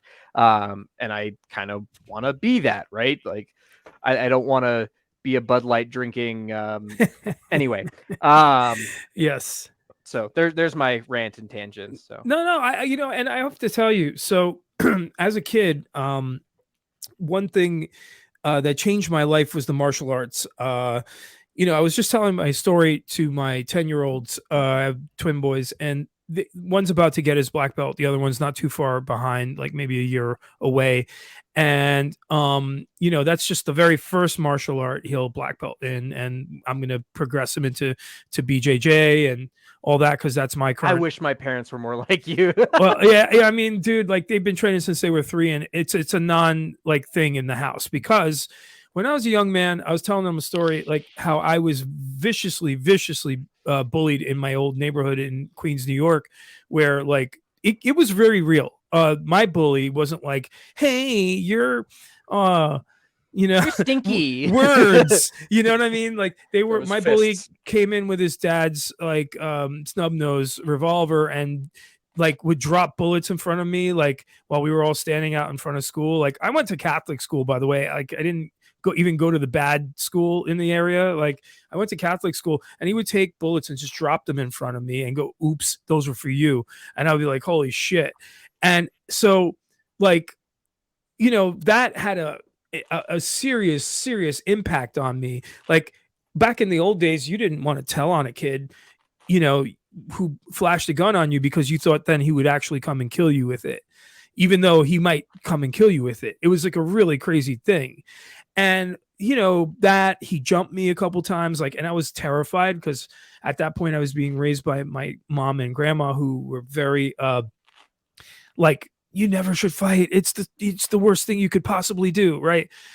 After, you know, from 7th grade to 8th grade, this kid tortured my life. And finally, like, I had enough before high school, and I started training in the martial arts, and it changed me, because I realized not only could I take a punch and not break like glass, but I could give a punch, and I was pretty freaking good at it. Like I won a lot of championships. I did damn well throughout my early teens in my career, but it changed me to the point where no one picked on me again. Not because they knew I trained. I kept it quiet because I walked a different way. I talked a different way. I looked at people a different way. Right. And, you know, I got to tell you something. Like, I wanted to be that protector. I wanted to be that trained person. I wanted to be the guy who could stop someone from jumping on my wife, like you just said, in that scenario. And to me, gun fu, you know, I look at it as a martial art. I look at training with a pistol or a rifle as a martial art. I approach it the same systematic way. I break it down mentally. It's just my like way now, after doing 3 different martial arts in my life. Like that's the way I approach it. So for me, it has a much deeper meaning. Like to be able to protect someone. And boy, have we gone way off tangent from hating on SIG, but you know, like to be able to protect someone, and particularly the people that I love the most. But heck, man, like anybody, any of you guys or anybody listening to this, if your life was in danger and I could save it, you know, I mean, at legal risk to myself, fuck it, you know, it's worth it, because God's law is, I mean, I'm one of those God guys, yes, but God's law is more important to me than man's law. I know man's law could lock me up for years and years and years, but at the end of the day, if I know what I did was right, then fuck it. You know what I mean? Yeah, I mean, ultimately, I think, you know, there's, you know, and I'm no saint. I've done wrong things in life. I'm sure we all have. We all have. Or I'm That's just awful. part of being human. But you know, are day, also especially awful. Specifically you. Just but inherently, I My think, word. you know, any good moral person, you know, anyone who knows morals, and I think these days there's lots of people who don't know true morals, not societal morals, but true, strong values. You see something wrong, you can't just, you know, it physically pains you to like not do something. And there's sometimes I've been in situations, and I'll admit it, where, you know, you see something happen and you're like, I can't intervene for one reason or another, right? And it's not worth it, right? The juice isn't worth the squeeze. You're like, I could intervene, but it's, you know, that's why 2020 killed me, you know, Midas, like that, watching the country burn down. Yeah. I'm from my couch while I was trapped in my home. I mean, like I went out when I wanted to, but there wasn't much to do. And especially in New York, watching it burn down and feeling so helpless and hopeless. Like I know why Kyle Rittenhouse left his house. You know what I mean? I know why. I know why Greg Wong left his house, you know, Airsofter, Spartan 117 GW, like to protect that friend's business, you know, and he paid the ultimate price for that. He had to deal with the law that night in California. And now I can say that, you know, he's living a much better life in Arizona, thank God. Yeah. You know, but like I know why he left his house, man, because Oh yeah. like, you know, like it's the same reason why when we had I lived in a small beach community at the time, and when BLM came to activate in my town, I was on alert the whole day. By the way, I swear to Christ, pallets of bricks in locations nowhere near construction sites. I saw 2 of them, you know, on the route of where Oh, these yeah. folks were going to be marching, you know. Yep. And I saw some neighbors of mine in that march. You know, it was disgusted. Luckily, we had police every 10 feet, you know, because no one was going to do something ornery in a small beach community on Long Island, you know. But I'm telling you guys, like, yeah, it hurts me to see our country burn and not do anything Oh, yeah. about it. And even the small stuff, like, you know, like one day I was driving somewhere, you know, with some other people, and we were going somewhere, right? We had to be somewhere at a specific time, and we're going down the highway, and there was this car that was driving kind of erratically. And as we start passing it, so we're passing, it's like, okay, let's get away from this car that's driving erratically. It drives off into the median. Like, it doesn't crash, but it goes off into the median. And like, we kept going because like, oh, we can't turn around on the highway, right? Like, there's nowhere to turn around. Like, it's like an interstate, you know, and there's other traffic, so there's really nothing I can do. But like, for hours afterwards, like, it was literally eating me up. Like, I should have done something. I should have been like, hey, let's stop for a second, like something. Like, it was bothering me to like such an insane degree. Like, because, you know, at first I thought it was like an erratic driver, but now I'm like, maybe someone's having a medical episode or something, right? And we'd already gotten past him, but I could see what happened still. Right. And it was like, for like a whole day, it was just bothering me. I'm like, I should have gone back and done something, right? And it's something so small in reality, and, you know, most other people just drive by, but I'm like, you know, just like I should have gone and checked on him, right? Yeah, like if you look at what was it, 1964 If New you want York, to I share wanna something, say? LARP, if you How do I do that? hit present, and then select the screen you want, and then I can put it up there. I don't know how to do this. Oh goodness. Did I figure it out? I think I figured it out. This. Here's Wikipedia. Oh yeah, Kitty Genovese in Forest Hills. Yeah. Very famous story. I lived in that neighborhood. Holy shit. Oh, it's a beautiful neighborhood, and I could tell you the story, guys, if you want. Yeah. I Have the New Yorker do it. Have the New Yorker do it. Like so, really, in brief, what happened was this woman was being killed, and she's screaming and screaming and screaming and screaming for help. This woman, Kitty Genovese, was her name, and everyone. There's a term for it, the diffusion of responsibility. And what happened was that everyone just figured someone else was going to try to help her. But meanwhile, she's screaming for a good period of time, right, LARP? I don't know what it's saying in there, but like there was a good amount of time that she's sitting there screaming. And where she was killed in the Forest Hills Gardens, it's like this really affluent, beautiful area. And you would never imagine a crime like this happening there. But it did. And no one ran out to help her. And she died while everyone sort of sat on it and heard her dying. Oh my God. This highlighted section here claims that the investigation that the New York police did claims that 38 witnesses saw the murder, but not a single one of them called. Oh yeah. I mean, and I've seen like, you know, I will say this about being a New Yorker. New Yorkers are the kings and queens of minding our own business. Like you could be on the train and literally like there'll be a fucking brawl. And you, as long as no one spills your breakfast that you're eating, your chai latte. No, like not your chai latte, your bacon, egg, and cheese. That's the New York classic. If no one bumps into you while you're eating the Aki way, it's got to be most Ak. But anyway, like when you're having your bacon, egg, and cheese, salt, pepper, ketchup, and no one spills it, you're fine because that shit goes on every day in New York. You know, growing up, we would see it a lot more. Philadelphia, New York, whatever. A woman was raped on a train, and everyone just watched. It was like a year ago. Yeah. Hang on. I found that one too in the searches. If you want to pull it up, I can throw it. But yeah, this woman was just raped, and everyone just standing there. I think that was New York, actually. New York, whatever.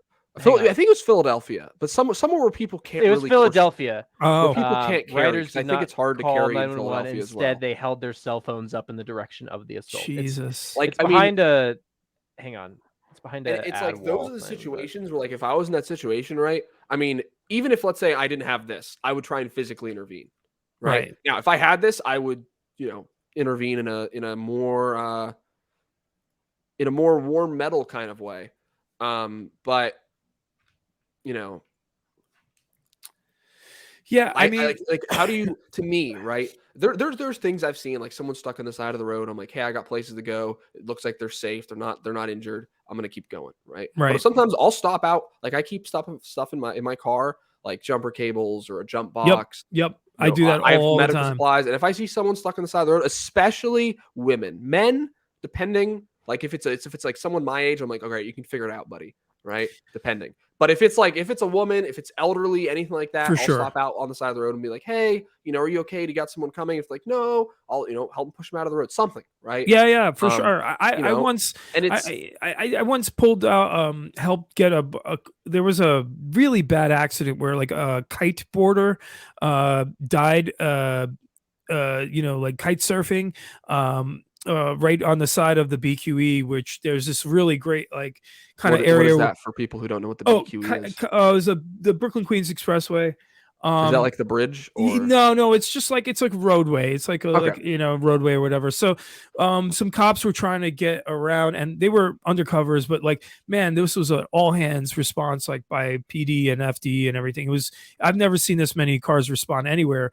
Because this guy was like he got carried away somewhere and then like smashed into something, was clinging to life and had to be helicoptered out of there. But these guys were stuck in the mud because it had rained previous to this moment and high winds, so that therefore that's why they went kite surfing.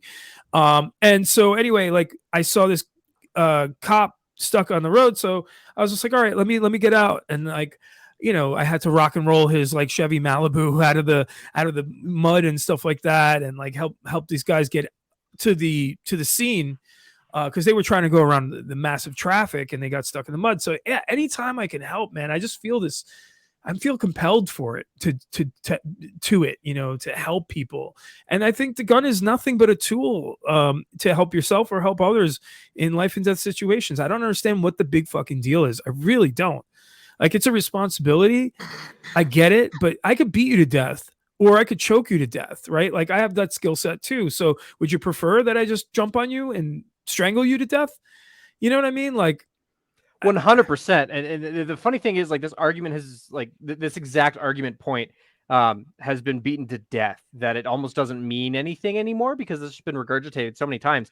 But the fact of it just remains as true as ever, right? Like, good guys with guns stop bad guys with guns. Why would you limit good guys from having any tool necessary to do the good guy thing, right? That was another thing, like harkening back to why I wanted to carry a gun when I was 18, right? Like I wanted to prove to the world, like, I'm a good guy with a gun, I wanted to make seeing this and seeing this socially the same thing.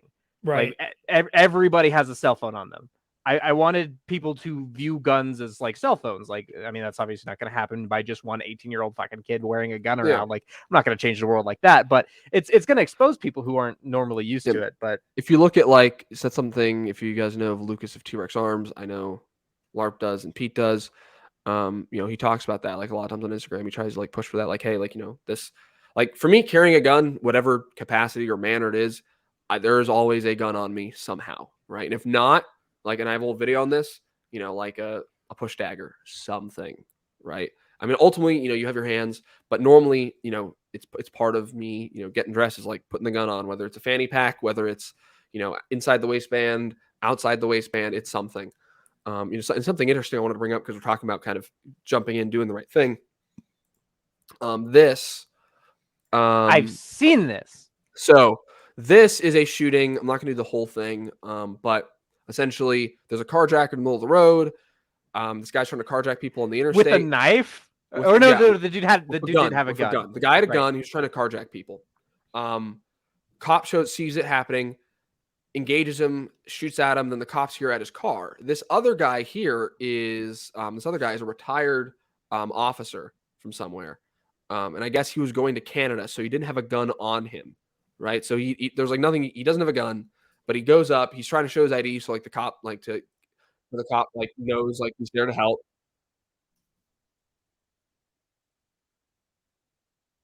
So, and he gives. Let me go back here. So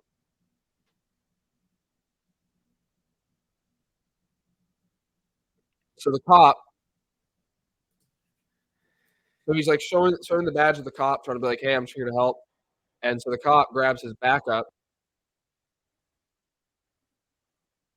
and gives it to the guy, right?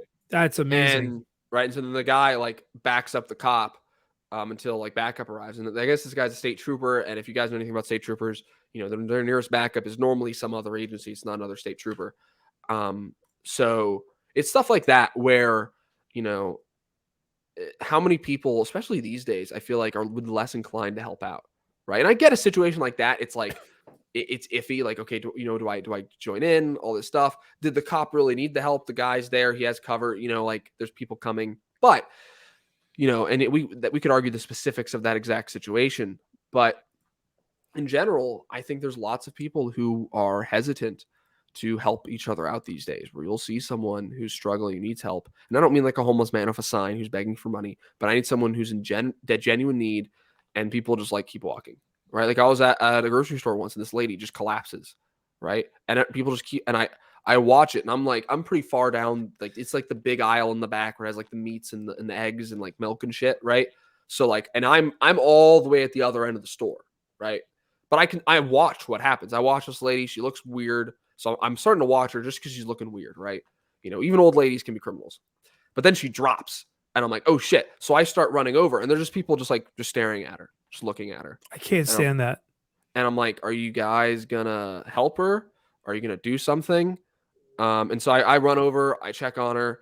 She just had a diabetic episode, right? And she was fine. She didn't seem to hit her head or anything. But you know, no one else did anything, right? I'm sure eventually someone would have done something because then management came over from the store and started helping me out. And then, you know, firefighters came and all that stuff. But I will say this. A lot of people, I think, don't do anything for two reasons. One, they're not trained to, and therefore they don't feel comfortable in that scenario, in which case I would say, hey, douchebag, go get some basic CPR training. Go, even online, it's very helpful. I did it online, like the Red Cross first aid, CPR, that whole thing. Did all that, right? Really smart stuff. It's really good stuff. Take the course. It's cheap. It's awesome. Two, I think also these days, for legal reasons, a lot of people really don't want to do anything about it, right? Like, you know, like they don't want to touch anyone. They don't want to. Litigious society. It's a litigious society. Beyond, you know, litigious stuff, social stuff, perhaps like someone may be called something for touching someone or something. You know, like it's a woman, maybe she has a chest injury, and now you have to like, you know, look around and he just, you know, he grabbed me, my wallet's missing, whatever the fuck, right? Like, and I mean, most states do have a protection, like a Good Samaritan Act or something. Colorado does have Good Samaritan laws. Where you have a good faith. Like if you're performing in good faith, you could be like, hey, you know, even if you didn't have a whole lot of training, like whatever knowledge you have, if you're providing in good faith, like, hey, I was trying to stop this person from dying. And if there's, and this is the thing, you know, people are like, oh, well, the first responders will do it. How long does it take?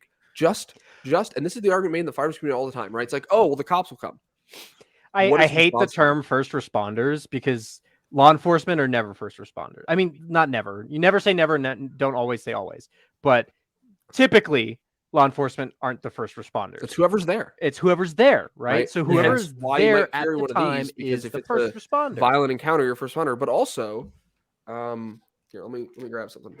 I carry med stuff in my car. Same here. I carry jumper cables, extra fluids, all that good stuff. You know, Same not just for other people, but for myself too. I have tourniquets on each one of my visors, the passenger and the driver. You know, I have 3 on the passenger. Yeah. So like in my car, I've got an entire kit. Like it started as a like get home kit. Like something happens and I have to like got that trek too through the woods to get home.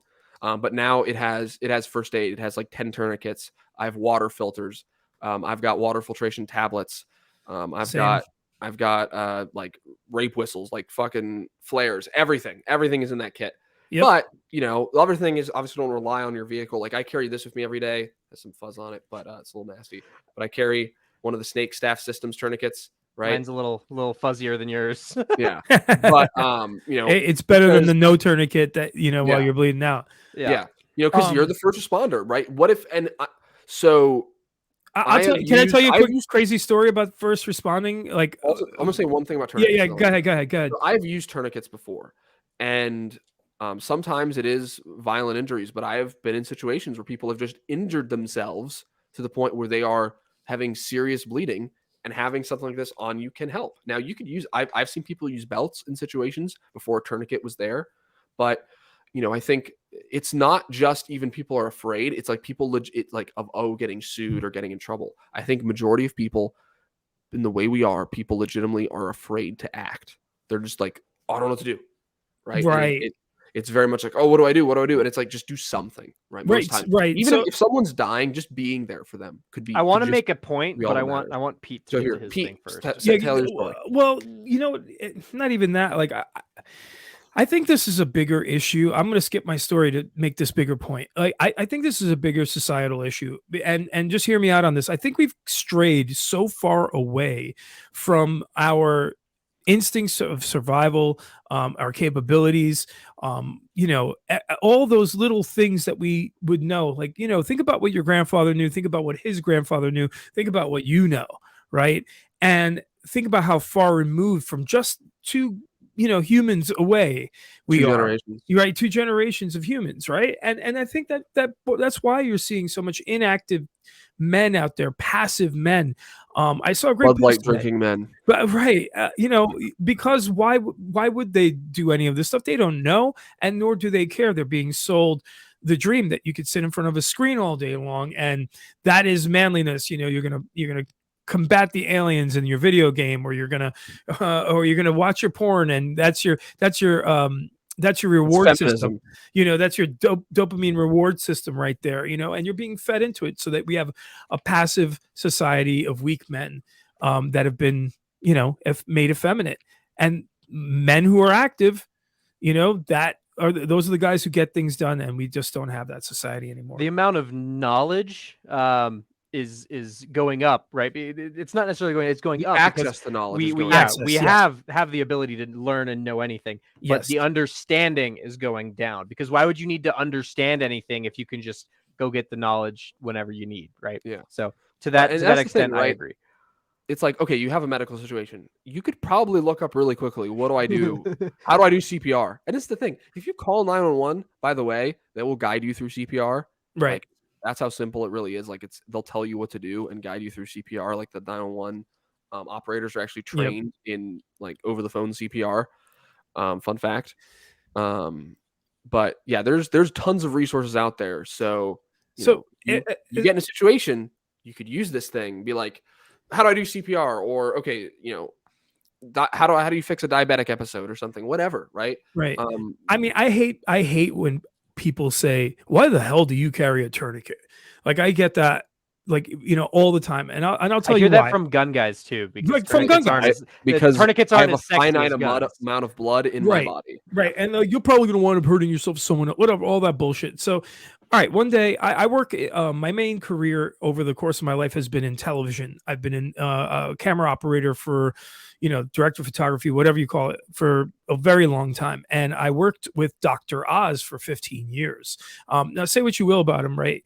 I actually happen to like him as an individual. I think he's a good person, whatever politically and all that shit. I don't care about that stuff. I'm going to tell you a quick story. We were in Times Square one day, filming a segment with the doc and doing like whatever it's called, stand-ups, right? When he's like, hey, coming up next when you on the show, we're going to be talking to so-and-so who lost 100 pounds, whatever, right?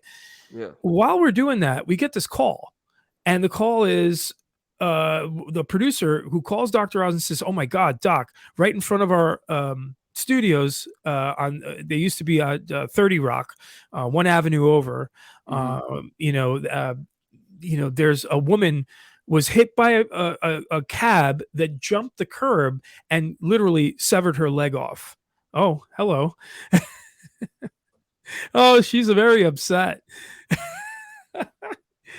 Oh my goodness. I've gotten that look before, Larp. Don't worry. You'll live. So so anyway, all right. So this woman, she was a tourist from London, I believe. This very famous story. She got her leg severed off, right? So the doc goes, hey, I got to go help somebody. Because he has he's a cardiologist. He's renowned. I've seen him do open heart surgeries 5 inches away from me. I filmed him doing open heart, right? So he ran, like, he was like, fuck the shoot. And he ran all the way across. By that time, someone had taken their belt off and tourniqueted the woman's leg. And that was genius and was brilliant, and it saved her life, I'm sure. But you know, how cool would it have been if someone had a tourniquet in their pocket, right? And been able to do that little act, right? So when I have my little Spirited System sack that I carry around every day, that has my keys, my Leatherman, all my crap, my EDC crap, and on it has a tourniquet on the outside, and everyone's like, "What the hell's that?" I'm like, "Dude, that's a tourniquet. You don't know what a tourniquet is?" They're like, "What the hell you need that for?" I'm like, "Well, what if you're in a car accident and your leg is severed, and you're gonna wait for the guy, or you're gonna reach for your tourniquet? What are you gonna do?" You know what I mean? So being prepared. I get it. You don't want to be Tactical Joe walking down the street with 18 guns strapped to your body and a backpack filled with, you know, like Molly and all the crap. You know, Maybe you do. More power to you, but it's a little too much for me even. But you know, you want to be as prepared as possible for most eventualities, right? So and we're getting a little long here, so I'm gonna wrap it up. Sorry, I had to tell the Dr. Oz story. It's very important to me. So we're gonna pose 2 questions, right? One, LARP's question: why do you carry a gun? We already discussed this. You know, so I'll go, and this is what we kind of do. So I've been doing is go in the comments and why do you carry a gun? If you do carry a gun every day, why? If you don't, why don't you? But another thing is, what do you do to prepare? Right? What do you do to prepare for these situations? Right. Right. You know, for me, I've done medical training, firearms training. I shoot on a fairly regular basis, weekly, bi-weekly, at least monthly normally, but normally more weekly, bi-weekly. And even I have dummy, it's in a drawer somewhere, but I have a dummy tourniquet and I can practice. I actually recently did some tourniquet training on myself, just practice applying it. Right. Like one-handed tourniquet stuff, which honestly sucks ass. One-handed, offhanded, like one-handed dominant hand, like tourniquet training, like you're trying to apply it. No like, fun. Like mess around with it. It's no fun. But practice it. Actually work these things through. Just like your draw, work these things through. Watch videos. You can watch a video on how do you stop bleeding, right? You can go take a Stop the Bleed course. You can watch tons of content online on this stuff. So how do you prepare for the situation where you might be needed, whether it's with your firearm or if your tourniquet? All right, Pete, I'll let you say some thoughts on it, and then we'll move to LARP, and then we'll wrap up. Yeah, you know, I can echo all of that and make it something that you think about on the daily. I know sometimes it's tough. You go on vacation, you live your life. All right, no problem. Like today, I had a real lazy day. Didn't think about it much, but I did a little bit of dry firing around the house just to keep myself sharp, right? You know, you guys, like, if you're listening to this, chances are you are a concerned citizen or active male LEO, whatever. It's a lifestyle. Make it your lifestyle. Choose it. And once you do, add on little things. It doesn't have to be all the time, but add on little things. Okay, maybe I carry a tourniquet now. Maybe I took a CPR course. That's great. You're already ahead of half the society at least, right? I'd say 80% of people. Right. You're carrying a gun. That puts you well ahead of the game. So just make it an active lifestyle. Believe me, it's only going to benefit you more. All right, and LARP? So I'm going to add a layer of complexity. Complexity. Thank you. I speak English. I swear. I'm going to add a layer of complexity to your 2 questions. I'm going to have a third question. So why do you carry? What do you do to prepare? I guess I can't speak English today. It's the 12-hour shift. It's starting to hit me. Why do you carry? What do you do to prepare? And why do you carry what you carry? Not just the gun, but everything that you carry. Justify it and come up with a good thought. All right, so LARP, what's your answer? Why do I carry? We've been over that. What do I carry? It depends on the day. 365X macro, because of its capacity and whatnot. And the potential for getting a new, bigger penis and money from SIG. Yeah. And if I'm at work, I carry what they give me. If I get my choice of like duty gun, we show the staccato a little bit. So if I get to choose my open carry duty platform, it's the staccato because of its fame and John Wick status and many other things. What do I carry? I carry a lot of shit, man. We're already running long, so I'm going to save a little bit of that. But I'm going to show you the one whiz bang thing that has saved my life many a times. The pocket screwdriver, man. Hey. The pocket screwdriver. If you don't got one, what are you doing? If you don't got one, what are you doing? I mean, I carry a Leatherman with all the attachments with the screwdriver stuff. Is that cool? I got one of them too, baby. Yeah. You know, Right on, man. And then we got all kinds of junk. I carry these cargo pants, not for fashion and not just for uniform requirements, but because I carry a lot of shit. I'm not saying that you need to do that. You will certifiably get 0 bitches if you wear cargo pants. I don't know how I got mine. Actually, conclusion, but- you get all the bitches. I wear cargo pants. I wear cargo shorts, actually. Oh my God. Who are you lying to? Parachute pants. Us I'm way or older than you. yourself? Parachute pants And I gets wouldn't you do that. all the women. Now, really quick, I'll answer it. I carry a gun and a reload most times somehow. I carry a light of some sort. Right now, I've been carrying the Shroom Light Wedge. Same. I carry a folding knife of some sort. Same. A wallet. Same. Same.